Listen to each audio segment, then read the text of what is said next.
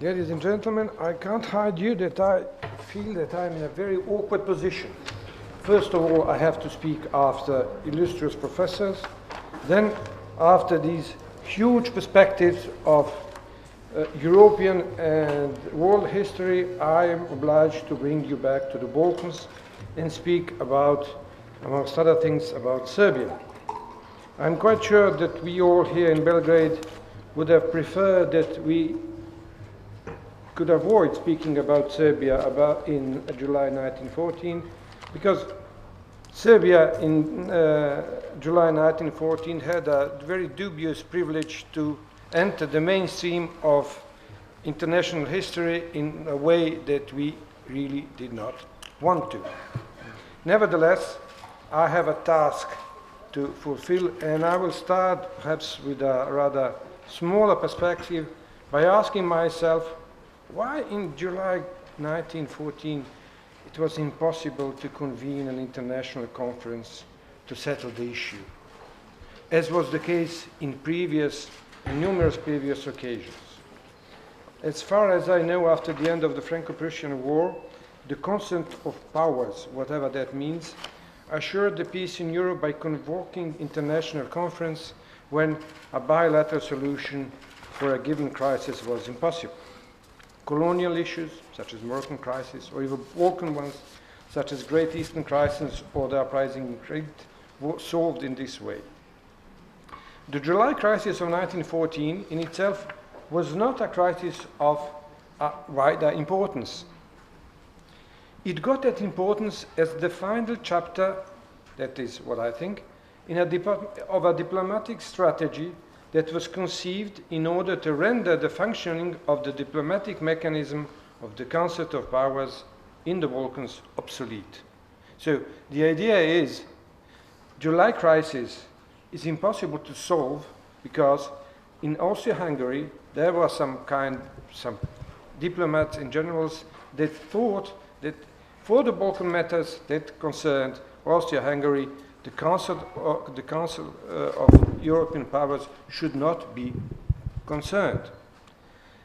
If I'm called to analyze the strategy that I'm imagining, is Austro-Hungarian diplomats always presented the Balkan issues as a clear-cut case of bilateral problem between Austria-Hungary and a weaker Balkan state.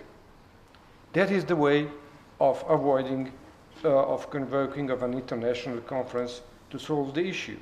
When you have that bilateral perspective, in the end, it ended with the use of ultimatums and the threat of the use of force. The best known example that inaugurated this kind of policy is the case of the annexation of Bosnia and Herzegovina. Let me talk you through the main elements of the crisis. Bilateral perspective. First, as we all know, the meeting with Izvolsky at Buchlau, then the negotiations with Ottoman Empire in order to settle the issue by paying a lump sum of money. And during all that time, the demands for an international conference to settle the issue were put aside. And finally, as we all know, there was a confrontation with Serbia in Russia that was solved by the threat of German mobilization. But let us not forget that what Austria-Hungary did was a unilateral decision in a breach of a valid international treaty, which in itself inaugurated a new way of settling international crises that undermined, if not overruled, the concert of powers and imposed what I call a power diplomacy in the Balkans. Well, introduced Ballhausplatz, the pattern of unilateral actions was followed also by a regional alliance during the Balkan Wars. Well, what are the Balkan Wars? The Balkan Wars is a sort of a miracle for the 1912 Europe. A 100 years old empire went down in only a few weeks. And what is even more important, the small Balkan state established their frontiers to their liking before the European powers could even react. All the European powers could do is to codify the result of the war during the Conference of Ambassadors in London, starting in December 1912. And the only modification to the situation on the ground they made is to create an Albanian state. Well, as we all know, this was the wish and the desire of the Central Powers, and the objective is to prevent Serbia to establish a foothold on the Adriatic shore. Well, let us go back and consider Ottoman Empire as what it used to be, a vital element of the Europe balance of powers. So, its demise proved that the existing mechanism of international relations was inoperative. Why? Because, once again, because of an unilateral action. It seemed as if the concert of powers was capable of solving only colonial issues, but in Europe, where national interests were at stake, only the power diplomacy counted. The Second Balkan War gave additional credibility to such a hypothesis. The way in which the Balkan allies fought between themselves demonstrated that the concert of European powers were incapable of imposing and maintaining peace in the region. Well, if we look into these two types of unilateral actions, may I add that there was a huge difference between a purely regional conflict and the conflict that involved a great power as Austria-Hungary was. The regional conflicts and alliances could not endanger the balance of power because of their proverbial volatility. Balkan alliance, it was at first sponsored by Russia, but after the Second Balkan War, Bulgaria changed sides and became de facto an ally of Austria-Hungary. On the other hand, Romania, which was former ally of Austria-Hungary after the Second Balkan War and the annexation of Dobruja, became untrustworthy, and since its main enemy in the Balkans henceforth was Bulgaria. Direct involvement of a great power such as Austria-Hungary gave a wider importance to Balkan issues. For example, in May of 1913, there was the issue of the town of Skadar, and the Austria-Hungary decided to force Montenegrins out of Skadar. But since it was an unilateral action, all other powers of Europe were obliged to send their ships in order to give to that action a sort of a multipolar, multi-national action. Once again, Austria-Hungary used ultimatum in October 1913, when an ultimatum was issued to Serbia, which had operated an incursion on Albanian territory. So, following the same pattern, we can see in a different light also the July 1914. Well, we all know what was the decision-making process. First, the decision to go to war reached in a conversation between Berthold and Emperor Franz Joseph, and afterwards the Hoyos mission in Berlin, and finally 2 meetings in Vienna, when it was decided to issue an ultimatum to Serbia, an ultimatum that it could never accept. This brief analysis of the difficult moments in the history of the Balkans from 1908 to 1914 brings us, to my mind, to a conclusion that Austro-Hungarian diplomacy, and even its generals, consider the situation in the Balkans of utmost importance for the survival of the dual monarchy.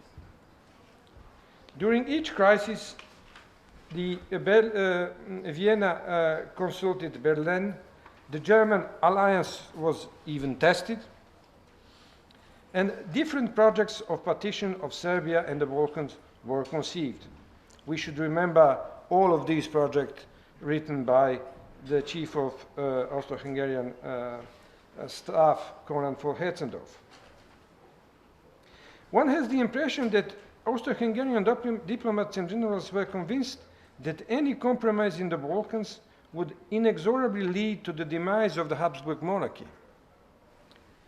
Since German backing, sometimes more, sometimes less willingly, was forthcoming, Austro-Hungarian elites followed exclusively power diplomacy in the Balkans. The victory, diplomatic or a military one, in whatever shape or form, was an imperative for Vienna. For example, let us remember the Lehman-Sanders affair of end of 1913. That was the moment that even Germans accepted a compromise in the Balkans. Well, the Austro-Hungarians refused to do so. And we should, it is well known that in each of these crises in Vienna, they were ready to consider the possibility of a war and even a continental one.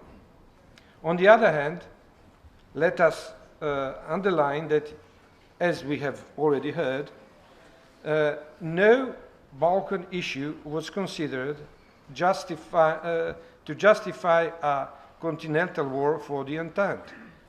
On numerous occasions, either French or British, let it be known to the Russian government that they will not go to war over Balkan issues. That was the case during the annexation of Bosnia.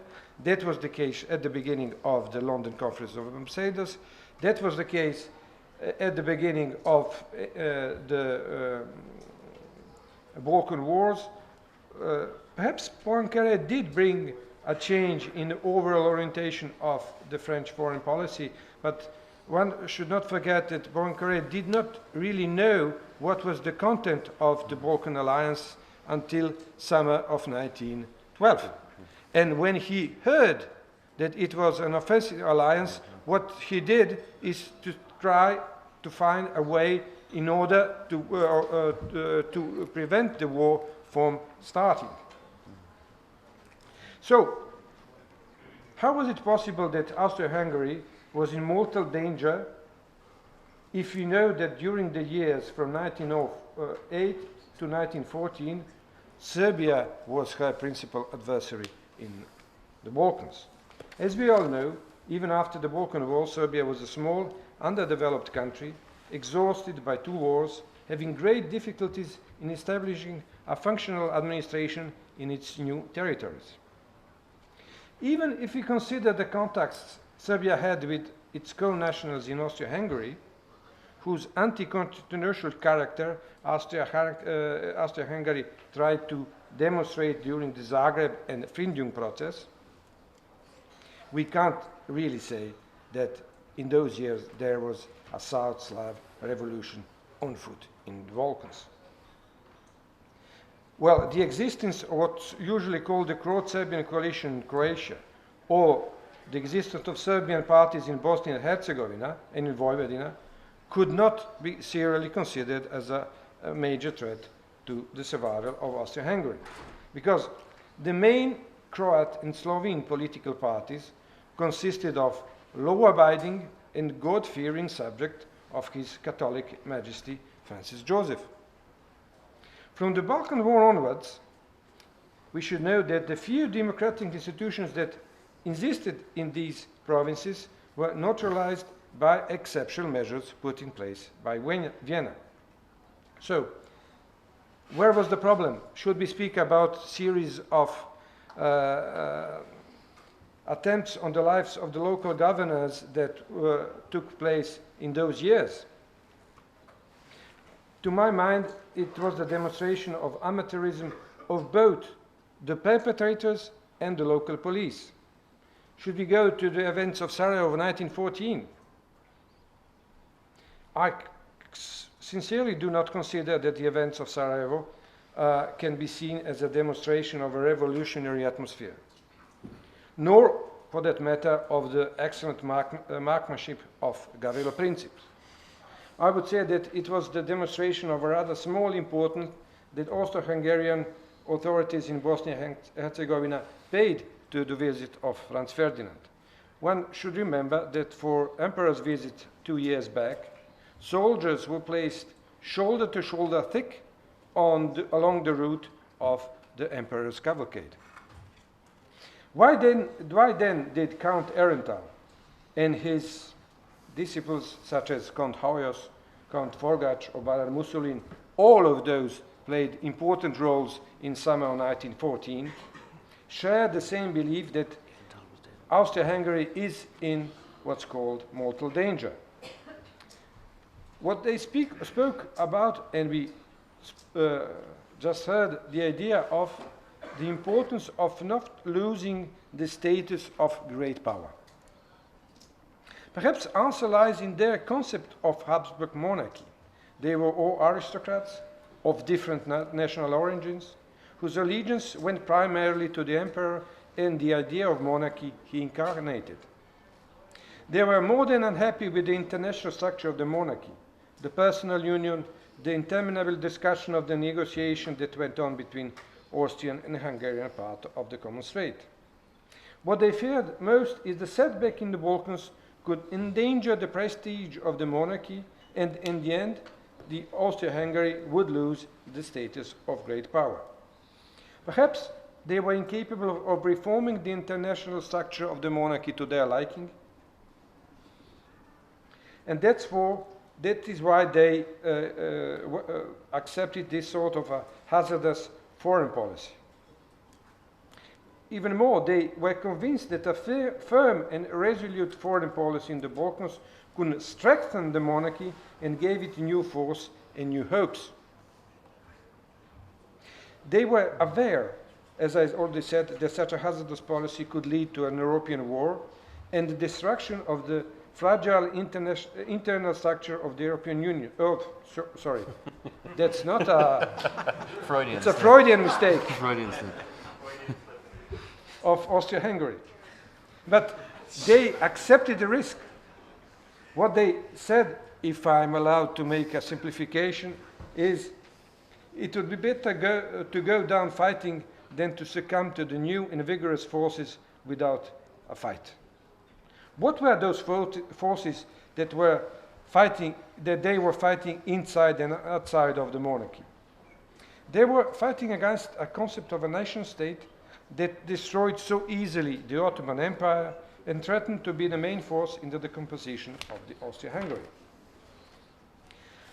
In their view, Serbia was the perfect example of a small, impertinent, and aggressive national state that set a bad example both for the national communities inside Austria-Hungary and threatened its prestige in Balkans and in Europe.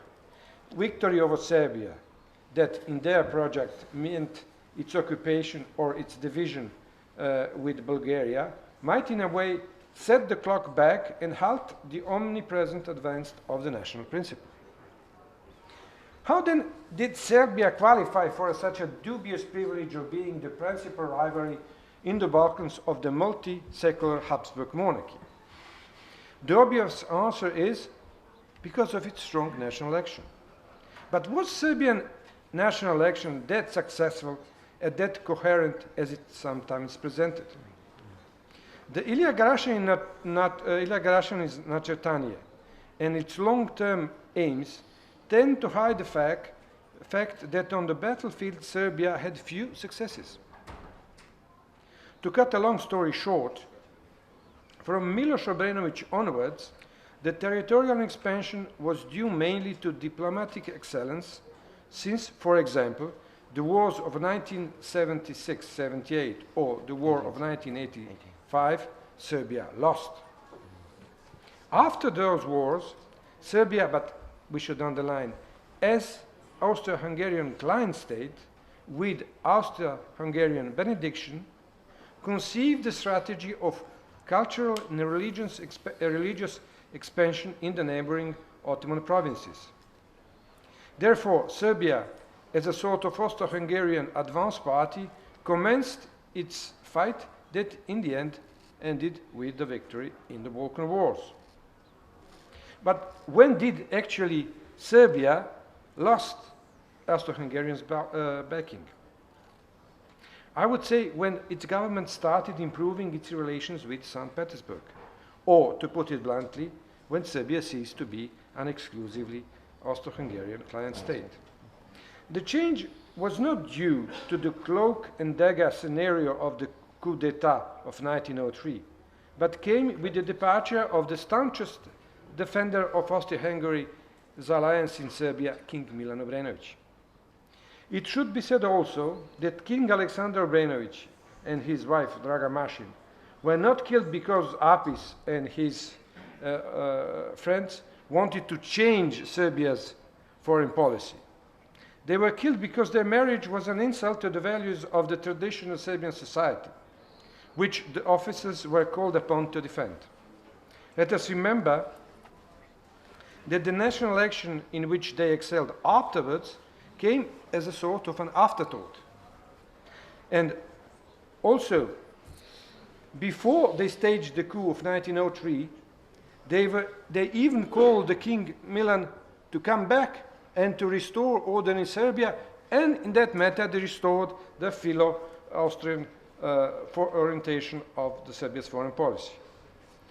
On the other hand, the radical governments headed mostly by Nikola Pasic were the real architects of a new independent Serbia, which fought for political and economic freedom against the omnipresent double monarchy.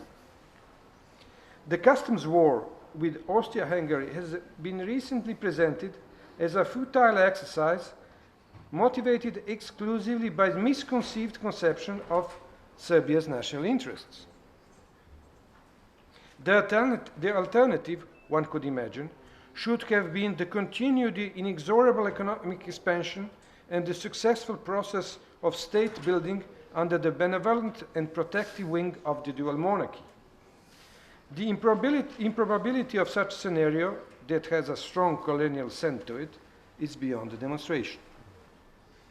The history is often more easily understood when placed in a regional and historic context. It seems quite difficult to find an example of a nation state in the Balkans that followed the aforementioned scenario. On the contrary, as a rule, the Balkan national states conceived first and foremost their project of a territorial expansion based on rather extensively imagined areas populated by respective co-nationals under foreign domination.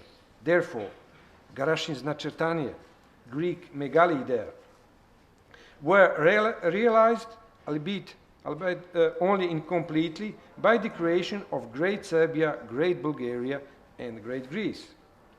A lot of pages have been written on the unacceptably nationalistic concept of Great Serbia.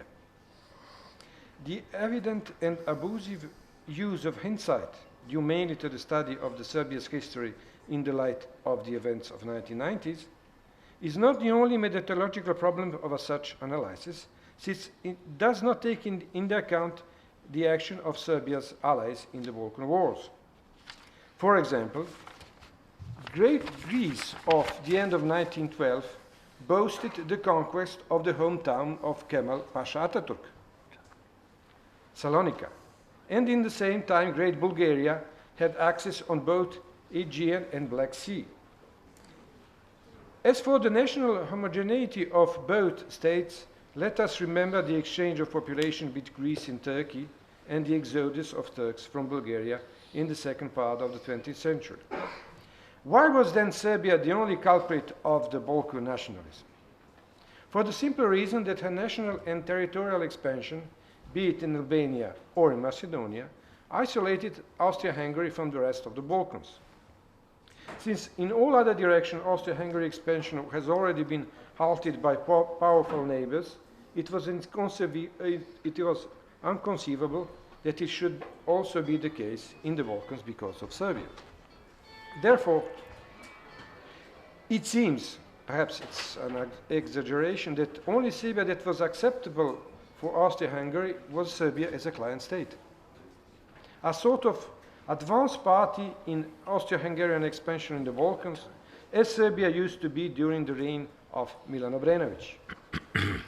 Pasic Serbia, that protested against the annexation of Bosnia and Herzegovina, that won the Battle of Kumano and advanced as far as Albanian shores, and moreover had the impertinence to maintain contacts with its co-nationals in Austria-Hungary, was an insult to the Habsburg prestige and a bad example for its subjects harboring nationalistic programs. I would suggest that the Sarajevo events came as a final confirmation of the impossibility to impose Austro-Hungarian influence in Serbia and to put its foreign policy under control. What I spoke at the beginning, power diplomacy, Austro-Hungarian prestige, and even in the analysis of Austro-Hungarian diplomats and generals, the survival of Habsburg Empire was at stake, and therefore it was inconceivable for Fogács, Hoyos, Muslin, or Konrad von Hetzendorf that Serbia could get away with such a problem without being crushed completely.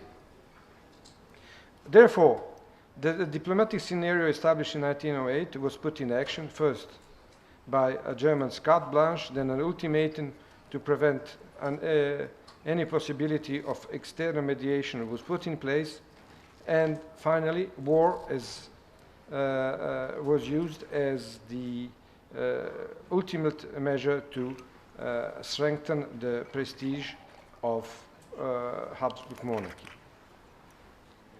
I may have another page, but I've been told that someone else could take the floor.